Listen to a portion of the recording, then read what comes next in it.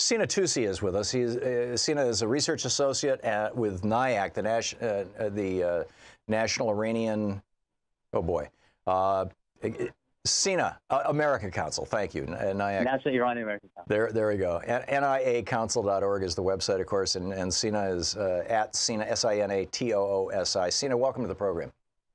Hey, thanks for having me. Thanks for joining me. Tell us about this. I think this has been pretty radically underreported in the United States, this terrorist attack in Iran that happened recently that many Iranians are suggesting has the fingerprints or possibly the fingerprints of Saudi Arabia or the UAE on it, which would tie back to us and what's going on with us. Yeah, so this terrorist attack happened on Saturday at a military parade in southwestern Iran, city of Ahvaz. And this separatist group from Iran's Arab minority in that province claimed responsibility, as did ISIS.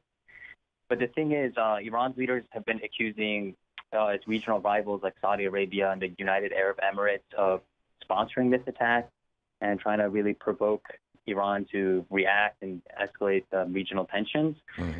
And there has been some some suggestions in the past year, rhetoric from the Saudis and the Emiratis that does kind of play into the scenario that they may have indeed kind of sponsored such an attack, and they are trying to foment unrest in Iran and increase tensions. And there's a couple signs that indicate that, maybe the Iranian officials, there is something behind them claiming these foreign powers have sponsored this attack.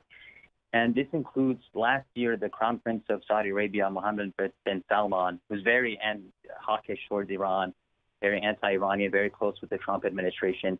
He publicly said that the Saudi Arabia wants to take the battle inside of Iran. And shortly after he said that, there was an attack by ISIS in Tehran. This is last summer of 2017. So shortly after he said, we want to take the battle. So at that time, this played into the Iranians at that time who said, Saudi Arabia had a hand in that as well. But then after this attack on Saturday, the Ahvaz attack, the senior advisor to Mohammed bin Zayed, who's the crown prince of the United Arab Emirates, he's the ruler of Abu Dhabi, one of the Emirates there. Mm-hmm. And he's also spearheading this kind of anti-Iran kind of coalition in the region. He's very close with Mohammed bin Salman in Saudi Arabia. He's close with Netanyahu and Trump. A senior advisor to him, who is known for speaking for him, especially on foreign policy, he openly said after Saturday's attack in Ahvaz that moving the battle inside Iran is a declared option, and that the next phase, these attacks will increase. This is like saying we will support terrorism inside another country.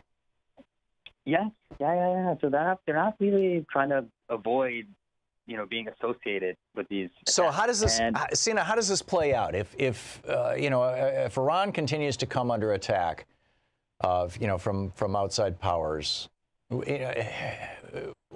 at what point does this start to alter the internal politics of Iran, perhaps hardening them, or undermining the, Rouhani, the relatively moderate prime minister or president? I'm sorry, I don't remember his title. But also, I think a lot of Americans are very concerned about the possibility of war with Iran. We've got a guy as Secretary of State, John Bolton, who wrote an op-ed in the New York Times saying the best way to stop Iran from getting the bomb is to bomb Iran. I mean, it was literally the headline. Right. How would that play out? What are the logical endpoints for this? Right. So Bolton, he also wrote a memo before he became National Security Advisor that was released, published in the National Review last August 2017. Yeah, excuse me, I called him Secretary of State. He was National Security Advisor. Pardon me. Thank you. Thank you for that. Yeah, National Security Advisor. And he openly in this memo, as part of his suggestions for Trump's Iran policy and the alternative he had for Trump leaving the deal. This is from August 2017, this memo. He openly called for providing U.S. assistance to Iranian separatist groups, including these minority Iranian Arabs in Iran's southwestern province. And, now we have this group that claimed this attack on Saturday. So Bolton has kind of played into this and played into these Iranian paranoias that, the U.S., these outside powers are sponsoring these attacks. But the thing with these Gulf states like the UAE and Saudi Arabia, we know that for the past over a decade, they've been pushing the U.S. to go to war against Iran for them, basically. and they've opposed any improvements in U.S.-Iran relations. They've imposed U.S.-Iran negotiations. And we know, I mean, this is John Kerry. He said in interviews in the past year that all throughout the nuclear negotiations, while they were making steps towards reaching this landmark nuclear deal, in his talks with Emirati leaders, Saudi leaders, other regional countries, they constantly just kept pushing the U.S. to bomb Iran. They're like, don't negotiate with these people, just bomb Iran. We know even from people like former Secretary of Defense Robert Gates, Republican, was in the Bush administration, then the Obama administration. He said as far back as 2007 in his meetings with the Saudi king, they would just ask the U.S. to bomb Iran. And, Robert Gates in his memoir has a kind of tidbit about how offended he was. And he had quotes like, as if we were mercenaries, or they want to fight Iranians to the last American.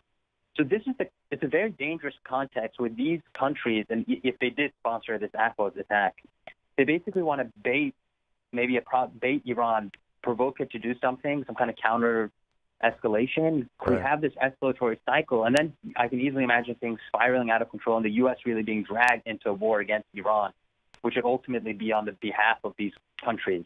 So it's a very dangerous situation. And in terms of Iran's regional politics, Rouhani has lost a lot of political space. His platform was all about reaching the nuclear deal, and he spent all of his political capital on that. And Trump, by withdrawing from the nuclear deal, really has devastated Rouhani's political capital. He doesn't have much political space right now. And you see stuff like this Ahvaz terrorist attack. It gives more of an open hand to the Revolutionary Guards. It kind of validates hardliner narratives about Iran's kind of regional position. And right now we've seen the Revolutionary Guards, they've been taking more assertive actions in the region. Just a couple of weeks ago, after Kurdish militants and kind of Kurdish separatist groups attacked an Iranian military base inside Iran, they launched these missile attacks, the Revolutionary Guards, into Iraq at a Kurdish target. So which was kind of unprecedented. So it's getting very messy. So two quick points here, Sina, excuse me. The first is that the United States has, we have shown the world through the Bush administration and frankly the Obama administration as well, that we are willing to absolutely destroy a nation and kill many of its people in order to change the political head of that country. We did it first in Afghanistan, then we did it in Iraq, then we did it in Libya. We are participating in the doing of this in Syria. There's probably other countries in the region that I'm missing. And that is essentially what it appears Saudi Arabia and the UAE and perhaps Israel are calling on us to do to Iran, right? Bomb the crap out of the country until, large chunks of the populace are dead, chaos reigns, the people in charge have been decapitated. That, number one, seemed just mind-boggling to me.